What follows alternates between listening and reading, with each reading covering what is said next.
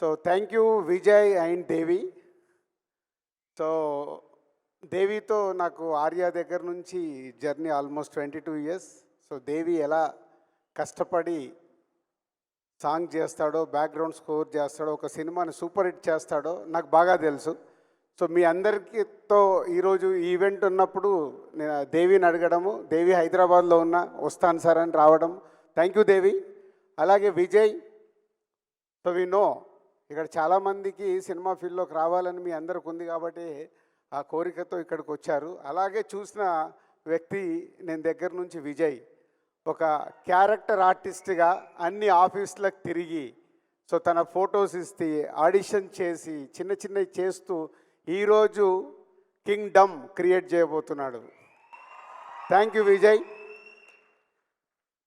And ముందుగా Dil Raju dreams కంటే ముందు మా జర్నీ ఎక్కడ స్టార్ట్ అయిందో, సో ఎందుకు దిల్ రాజు డ్రీమ్స్ అనే థాట్ వచ్చిందో ఎక్స్ప్లెయిన్ చేసి తర్వాత విజయ్ చేతుల మీదుగా, దేవి చేతుల మీదుగా వెబ్సైట్ లాంచ్ చేస్తాం. సో శ్రీ వెంకటేశ్వర క్రియేషన్స్ మేము ప్రొడ్యూసర్స్ అయినప్పుడు దిల్ తర్వాత అందరు కొత్త దర్శకుల్ని ఇంట్రడ్యూస్ చేస్తూ సినిమాలు చేస్తూ వాళ్ళు ఈరోజు తెలుగు ఫిలిం ఇండస్ట్రీలో ఉన్నతమైన ప్లేస్లలో ఉన్నారు మా దర్శకులందరూ. అలాగే మేము మా సంస్థని కొత్త దర్శకులతో పాటు చేస్తూ సూపర్ హిట్లు కొడుతూ ఈరోజు ఇక్కడ నిలబడ్డామంటే ప్రతి సినిమా ఒక్కొక్క అడుగుగా వేసుకుంటూ రావడం వల్లే 57 ఫిలిమ్స్ కంప్లీట్ అయ్యాయి శ్రీ వెంకటేశ్వర క్రియేషన్స్. సో నేను కానీ శిరీష్ కానీ ఒక స్క్రిప్ట్ ఫైనల్ నా దగ్గర ఫైనల్ అయిన తర్వాత నెక్స్ట్ శిరీష్ గారు విని దాన్ని ఎస్ బాగుంది బాగాలేదనే డిస్కషన్ చేసుకున్న తర్వాతనే ఒక స్క్రిప్ట్ ముందుకెళ్తుంది. అలాగే ఎడిటింగ్ రూమ్లో కూడా ప్రతి సినిమాని అలాగే అనాలిసిస్ చేసుకుంటూ చెకింగ్ చేసినప్పుడే ఆ సక్సెస్ వస్తుందని నమ్ముతూ ఇక్కడి వరకు 57 ఫిలిమ్స్ కంప్లీట్ చేయగలిగాం. దాని తర్వాత Harshit, Ansitha next generation cinema ఫీల్డ్లోకి వస్తామన్నప్పుడు కొత్త దర్శకుల తర్వాత మాకు చాలా గ్యాప్ వచ్చేది. అంటే వాళ్ళకు మాకు యాక్సెస్ తగ్గిపోయి మేము బిజీ అయ్యి కొత్త దర్శకులు మమ్మల్ని అప్రోచ్ కావాలన్న ఆఫ్టర్ 2014 తర్వాత చాలా గ్యాప్ వచ్చింది కొత్త దర్శకులతో మాకు. అప్పుడే హర్షిత్, అన్సిత అంటే వాళ్ళు దిల్ రాజు ప్రొడక్షన్ అని బలగంతో పాటు వేణుతో పాటు ఇంకా 3 సినిమాలు స్టార్ట్ చేసి 4 కొత్త దర్శకులను ఇంట్రడ్యూస్ చేశారు హర్షిత్, అన్సిత. సో దాని తర్వాత వాళ్ళు కూడా ఇప్పుడు కొత్త దర్శకులతో పాటు అన్ని రకాల సినిమాలు చేయాలి అని నెక్స్ట్ ఒక పెద్ద సెటప్లో కూడా సినిమాలు చేయాలని వాళ్ళు డెసిషన్ తీసుకున్నారు. అలాంటి టైంలోనే ఎలా కొత్త దర్శకుల్ని కానీ, కొత్త ఆర్టిస్టులను కానీ, కొత్త టెక్నీషియన్స్ కానీ, అలాగే కొత్త ప్రొడ్యూసర్ చాలామంది ఇండస్ట్రీలోకి రావాలని ఉంటుంది. వాళ్ళకు సరి అయిన గైడెన్స్ ఉండదు. అలాంటప్పుడు ఏం చేస్తే బాగుంటుందని వచ్చిన ఐడియానే ఈ దిల్ రాజు డ్రీమ్స్. సో ఈ దిల్ రాజు డ్రీమ్స్ శ్రీ వెంకటేశ్వర క్రియేషన్స్ ఉంది, మాకు దిల్ రాజు ప్రొడక్షన్స్ ఉంది, దిల్ రాజు డ్రీమ్స్ ఎందుకని చాలామంది అడిగారు. అప్పుడే మాకు వచ్చిన ఐడియాని నేను ఎక్స్ప్రెస్ చేయడం జరిగింది. వెంకటేశ్వర క్రియేషన్స్ అంటే భారీ భారీ సినిమాలు తీస్తున్నాం, దిల్ రాజు ప్రొడక్షన్స్ అంటే కొత్త వాళ్ళ తర్వాత ఇప్పుడు వాళ్ళు మార్కో డైరెక్టర్తో సినిమా అనుకుంటున్నారు. వేర్ ఫోకస్ చేస్తున్న సినిమాల మీదనే ఫోకస్ చేస్తాం కాబట్టి కొత్త టాలెంట్ కోసము టోటల్గా ఒక కొత్త టీమ్నే ఫామ్ చేసినప్పుడే చాలామంది సినిమా ఇండస్ట్రీలోకి రావాలనుకునే వాళ్ళకు ప్రాపర్ ప్లాట్ఫామ్ అవుద్దనే ఆలోచనతో నేను శిరీష్ గారు ఈ నిర్ణయం తీసుకోవడం జరిగింది. దానికోసము ప్రాపర్ టీమ్ అంటే మాకు కొత్త డైరెక్ట్గా మేము కథలు వినేసి మేము ఫైనల్ చేసి సినిమాలు తీసే మాకు కొత్త ఇప్పుడు దిల్ రాజు డ్రీమ్స్కి ప్రాపర్గా ఒక ఆర్గనైజేషన్ కంపెనీ లాగా ఒక సీఈఓతో సహా ఆల్ టెక్నీషియన్స్ని ఫైనల్ చేయాలన్న ఒక స్క్రిప్ట్ ఫైనల్ చేయాలన్న ప్రాపర్ యంగ్ జనరేషన్ టీముని ఫామ్ చేశాము. వాళ్ళ దగ్గరికి తర్వాత ఇప్పుడు వెబ్సైట్ అయిన తర్వాత మళ్ళీ డీటెయిల్గా మీకు అవన్నీ చెప్తాను. సో ఇలా సినిమా ఇండస్ట్రీలోకి రావాలనుకునే చాలామంది గురించి ఎందుకు వచ్చింది ఇది థాట్ అని అంటే, చాలామంది నేను ఛాంబర్ ప్రెసిడెంట్గా ఉన్నప్పుడు ప్రొడ్యూసర్గా రావాలని అప్లికేషన్ పెట్టుకుంటారు, వాళ్ళ బ్యానర్ రిజిస్ట్రేషన్ చేసుకుంటారు. అప్పుడు ఛాంబర్ ప్రెసిడెంట్గా ఉన్నప్పుడు ఆ మీటింగ్స్లో నేను అడిగేవాడిని వాళ్ళందరినీ, ఎందుకు రావాలనుకుంటున్నారు, వాట్ ఈస్ మీ విజన్, అంటే డబ్బు ఉందని సినిమా తీద్దాం అనుకుంటున్నారా, ప్యాషన్తో సినిమా తీద్దాం అనుకుంటున్నారు అంటే రకరకాల ఐడియాలజీ. బట్ ఎవరికి అక్కడ రిజిస్ట్రేషన్ చేస్తున్నారు కానీ సినిమాకు ఎలా మొదలు పెట్టాలి, ఎలా కంప్లీట్ చేయాలి, ఎలా రిలీజ్ చేయాలి అనేది ఎవరిలో నేను క్లారిటీ చూసేవాడిని కాదు. అలాగే నేను యూఎస్ వెళ్ళినప్పుడు వాళ్ళ ద్వారా వీళ్ళ ద్వారా కొన్ని వీడియోలు తీసుకొచ్చి చూపించేవాళ్ళు. సార్ కొంచెం మీరు టైం ఇవ్వండి. యూఎస్లో ఉన్న వాళ్ళు నేను చెప్పేది, సినిమా తీసాము, ఈ సినిమా వీడియో చూడండి, ఇది ఎలా రిలీజ్ చేయాలో మాకు తెలియట్లేదు, 3 కోట్లు పెట్టాము, 4 కోట్లు పెట్టాము. అంటే ఇదంతా సినిమా తీయడం ముఖ్యం కాదు, ఒక కథ దగ్గర నుంచి సినిమా కంప్లీట్ చేసి అది ఆడియన్స్ దగ్గరికి తీసుకెళ్ళడం అనేది నాట్ ఈజీ, చాలా బిగ్ టాస్క్ అది. సో ఇవన్నీ చూసిన తర్వాత ఆ సినిమాల్లో యాక్ట్ చేసిన యాక్టర్స్ ఉన్నారు, టెక్నీషియన్స్ ఉన్నారు, వాళ్ళందరికీ ఒక సినిమా ఫీల్డ్లోకి రావాలి అనే ఒక ఆతృత ఉంది. కానీ యాక్ట్ చేసేసి ఆ సినిమా సరిగ్గా రీచ్ అవ్వలేదనుకో, వాళ్ళ సమయం వృధా, టెక్నీషియన్స్ కానీ ఆర్టిస్టులకు కానీ, అలాగే ప్రొడ్యూసర్స్కి మనీ వేస్ట్.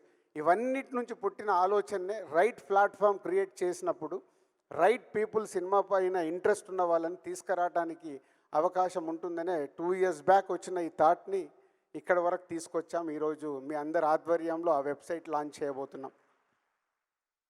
కానీ ఇప్పుడు ఇందాక మాట్లాడుతున్నారు, సినిమా అంటే ఇంతమంది ఇక్కడికి వచ్చారు, 10,000 ఆల్మోస్ట్ ఈవెంట్ కోసం ఎంట్రీస్ వస్తే ఈరోజు ఇలా 2,000 మంది వరకు మీరు ఇక్కడికి ఈవెంట్కి వచ్చారంటే మీ అందరిలో ఎంత సినిమా పైన ప్యాషన్ ఉంది, సినిమాలోకి రావాలని ఉంది అనేది అర్థమవుతుంది. పోతే ఒకటి అందరు గుర్తుపెట్టుకోండి, ఎస్ మేము 30 సంవత్సరాలు కష్టపడి ఒక డిస్ట్రిబ్యూటర్గా స్టార్ట్ అయ్యి మా కెరియర్ని అలా అలా అలా చేసుకుంటూ 30 years పట్టింది మేము ఇక్కడికి రావడానికి. మా బ్యానర్ పైన ఉన్న నమ్మకంతో, మాకున్న బ్రాండ్ పైన నమ్మకంతో మీరందరి వాళ్ళ సినిమా ఫీల్డ్లోకి రావాలనే ఆలోచనతో ఇక్కడికి వచ్చారు. అంటే మీకు ఒకటి చెప్పదలుచుకున్నాను, అంత ఈజీ కాదు. ఎందుకంటే 100 మంది దర్శకులు కావాలని ప్రయత్నం చేస్తారు. ఫిలిం నగర్లో 2కో 3కో అవకాశం వస్తుంది, మ్యాక్సిమం 5గురికి అవకాశం వస్తుంది. 95 మంది ఫైళ్ళు పట్టుకొని తిరుగుతారు, కానీ వాళ్ళకి అవకాశం రాదు. ఎందుకంటే వాళ్ళ స్క్రిప్ట్ కావచ్చు, వాళ్ళ అప్రోచ్ కావచ్చు, వాళ్ళు చెప్పాలనుకున్నది రీచ్ అవ్వకపోవచ్చు. 3 to 5% అవకాశం వస్తే అందులో 4 ఫ్లాపులు తీస్తారు, ఒకరు హిట్ సినిమా తీయగలుగుతారు. ఆ 4లో 5గురిలో ఆ హిట్ తీసిన ఆయన కంటిన్యూ అవుతూనే ఫ్యూచర్లో మళ్ళీ ఆయనకు అవకాశం ఉంటుంది. అంటే ఎంత పర్సెంటేజ్ వచ్చింది? 1%. ఇది మీరు దృష్టిలో పెట్టుకోండి. అంటే ఇందాక ఒక అబ్బాయి తిరుపతి నుంచి వచ్చాను, అమ్మ నేను సాధించేసి వస్తాను అని ఇందాక మైక్లో మాట్లాడితే చూశాను. అంత పట్టుదల ఉండాలి. కానీ రేపు నువ్వు సక్సెస్ అవ్వకపోతే నీ వల్ల నీ ఫ్యామిలీ ఎఫెక్ట్ అవ్వకూడదు. అదే సినిమా. నేను సినిమా ఫీల్డ్లోకి వచ్చినప్పుడు నేను ఆటోమొబైల్ వ్యాపారంలో ఉన్నాను, శిరీష్ పైపుల వ్యాపారంలో ఉన్నాడు. మా లక్ష్మణ్ గారు మా పార్ట్నర్ అంతకుముందే ఆయన ఆటోమొబైల్లో ఉన్నారు. మేము సినిమా ఫీల్డ్లో సక్సెస్ అయ్యే వరకు మా బిజినెస్లు మేము వదులుకోలేదు. ఎందుకంటే ఇక్కడ ఫెయిల్ అవుతే మళ్ళీ వెనకకి వెళ్ళిపోదాం. నిజంగా ఫెయిల్ అయ్యాం, 2 years స్ట్రగుల్ పడ్డాం.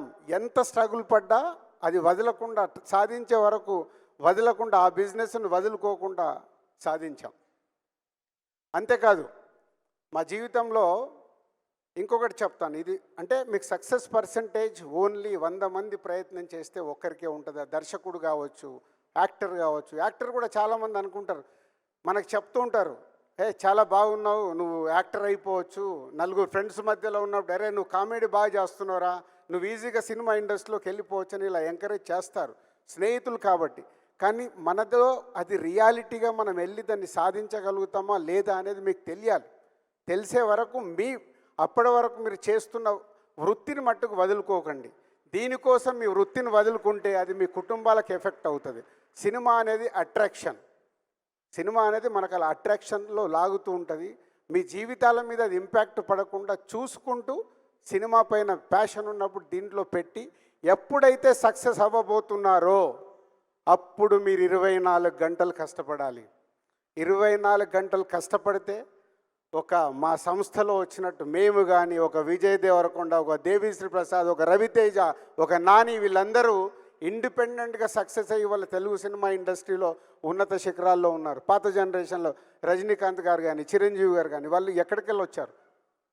కానీ వాళ్ళు అంత హార్డ్ వర్క్ చేశారు. సినిమా అంటే అంత హార్డ్ వర్క్. వేరే పనులలో చేస్తాం, 8 గంటల డ్యూటీ ఉంటుంది, మ్యాక్సిమం 9 గంటలకు ఆఫీస్కి వెళ్తే 5 గంటలకు వచ్చేస్తారు. ఇందాక అనిల్ రావిపూడి అన్నాడు చూడు, దిల్ రాజు కాదు రన్నింగ్ రాజు పెట్టాలని. ఎప్పుడు ఆలోచన 5 గంటలకు లేచిన నుంచి ఏం చేయాలి, ఎలా ఆ జరుగుతున్న సినిమాని ఎలా సక్సెస్ చేయాలి, అలా ఉంది కాబట్టి ఈ 30 ఇయర్స్లో మేము ఇక్కడ ఉండగలిగాం. సో ఇండస్ట్రీలోకి రావాలంటే మొదటిది మీ వల్ల మీ కుటుంబానికి ఎఫెక్ట్ అవ్వకూడదు. 2, ఇక్కడికి వచ్చిన తర్వాత మీరు సక్సెస్ దగ్గరికి రీచ్ అవ్వాలంటే 24 గంటలు సినిమా సినిమా సినిమా సినిమా అంటేనే సక్సెస్ అవుతారు. ఇది గుర్తుపెట్టుకోండి. సినిమా ఫీల్డ్లోకి వచ్చేస్తారు. సరే, ఇప్పుడు దిల్ రాజు డ్రీమ్స్ అనేది మేము ఏదో ప్లాట్ఫామ్ క్రియేట్ చేస్తున్నాం. దీని ద్వారా మీరు అప్లికేషన్లు ఇస్తారు. దాన్ని మా టీం స్క్రూట్నీ చేసి టాలెంట్ ఎలా ఉంది ఏంటి అని వాళ్ళు స్టడీ చేసి వాళ్ళు టీంలో మెజారిటీ పీపుల్ లైక్ చేసిన తర్వాత అది మా దగ్గరకు పంపిస్తారు. ఇది మీరు చెక్ చేయండి. అప్పుడు మా దగ్గరకు వచ్చాక ప్రతి వీక్ మేము కొంచెం టైం స్పెండ్ చేసి దాన్ని చెక్ చేసి ఓకే చేస్తాం. కానీ చాలామంది రిజెక్ట్ అవుతారు. అది గుర్తుపెట్టుకోండి. చాలామంది రిజెక్ట్ అయినప్పుడు మీరు వీక్ అవ్వకూడదు. అరే, దిల్ రాజు డ్రీమ్స్ మేము పెట్టాం, మమ్మల్ని రిజెక్ట్ చేశారని. మీలో టాలెంట్ ఉన్నప్పుడే, ఆ టాలెంట్లో నేను చెప్పాను కదా 1 to 5 మెంబర్స్, ఆ 5లోకి వెళ్ళాలంటే మీలో ఎంతో టాలెంట్ ఉంటే కానీ ఆ 5లోకి వెళ్ళలేరు. 95% వెనకకి వెళ్తారు. సో దీన్ని మీరు దృష్టిలో పెట్టుకొని ఎప్పుడు ఆ కాన్ఫిడెంట్గా మీలో ఉన్నప్పుడే సక్సెస్ అవుతారు. అలాగే సినిమా ఫీల్డ్లోకి వచ్చిన తర్వాత చాలా మోసాలు ఉంటాయి. ఇక్కడ మోసాలంటే సినిమాలోకి రావడానికి చాలామంది ప్రొడ్యూసర్లు ఉంటారు. ఎప్పుడు చెప్తారు, సార్ మేము 2 crores అనుకొని మొదలు పెట్టాము, 4 కోట్లు అవుతుందని. మొదలు పెట్టడానికి మన చుట్టుపక్కల ఉన్న వాళ్ళు 2 కోట్లే చెప్తారు, అయిపోయే వరకు అది 4 కోట్లు అవుతుంది. మీరు ఆస్తులు అమ్ముతారు, సినిమా తీయాలనేది ఎక్కడి నుంచి అప్పు తీసుకొస్తారు, మధ్యలో స్టక్ అయిపోతారు. Be careful. సినిమా ఫీల్డ్లోకి ఒక ప్రొడ్యూసర్ కావాలంటే మీకు అవగాహన ఉండాలి. అందుకే ఈ దిల్ రాజు డ్రీమ్స్లో ఫస్ట్ టైం ఒక ప్రొడ్యూసర్ కాలం కూడా పెడుతున్నాం. ప్రొడ్యూస్ కావాలన్న వాళ్ళు కూడా కనెక్ట్ అయ్యి రియాలిటీ, ఆ సినిమాకి నిజంగా మార్కెట్ అవుద్దా, ఎంత బడ్జెట్ అవుద్ది ఏంటి, మొత్తం మా టీం అనాలిసిస్ చేసి చెప్తారు. ఫైనల్గా మా దగ్గరకు వచ్చినప్పుడు మేము చెప్తాం దాన్ని. నేను ఇందాక చెప్పాను, సినిమా ఫీల్డ్లోకి వచ్చినప్పుడు ఒకటి జరుగుతుంది. మా లైఫ్లో జరిగిన ఒక ఇన్సిడెంట్ చెప్పాలి. కానీ ఆ రోజు మేము చాలా తెలివిగా యూటర్న్ చేసుకొని ముందుకెళ్ళాం కాబట్టి సక్సెస్ అయ్యాం. 1996లో మేము సినిమా ఫీల్డ్లోకి వచ్చినప్పుడు మహేందర్ రెడ్డి గారని మా కజిన్ బ్రదర్ ద్వారా ఇండస్ట్రీలోకి వచ్చి తర్వాత మేము ఓన్గా స్టార్ట్ చేసాం. ఓన్గా స్టార్ట్ చేసినప్పుడు ఒక సినిమా కొందామని ఒక ప్రొడ్యూసర్ని డైరెక్టర్ అప్రోచ్ అయ్యి సినిమా కొన్నాం నైజాం ఏరియాకి. కొంటే వాళ్ళ సినిమా ఓపెనింగ్ రోజు నన్ను, మా శిరీష్ గారు, లక్ష్మణ్ గారు ముగ్గురం కలిసి వెళ్తే, సార్ మీరు చాలా బాగున్నారు, మీరు యాక్ట్ చేస్తారా అన్నారు. ఒకసారి ఇలా చూసుకొని, అంటే ఏం చెయ్యాలండి అన్న. ఒక చిన్న క్యారెక్టర్ ఉంటుంది సార్, చెయ్యండి, ఎలాగో మీరు సినిమా కొన్నారు కదా అని. మేము చూసుకొని ఒక ప్రయత్నం చేద్దాము ఏముంది అని అనుకున్నాం. సో ఆ ఓపెనింగ్కి వెళ్తే శిరీష్ గారికి, నాకు, లక్ష్మణ్ గారికి అన్ని బ్యానర్లు కట్టారు. లేని మనకు అన్ని బ్యానర్లు కట్టారు, అసలు మనమే కొత్త వాళ్ళము, మనకు అంత సీన్ లేదు, వీళ్ళు ఎందుకు బ్యానర్లు కట్టారని మాకు ముందు డౌట్ వచ్చింది.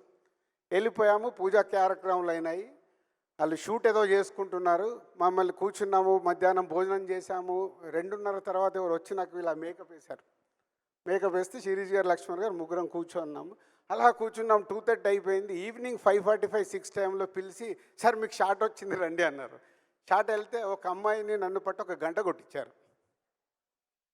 గంట కొట్టి మేము రిటర్న్లో వెళ్ళేటప్పుడు మేము ముగ్గురం ఒక కారులో వెళ్తూ, ఆహా ఏం సోప్ వేశాడు మనకు.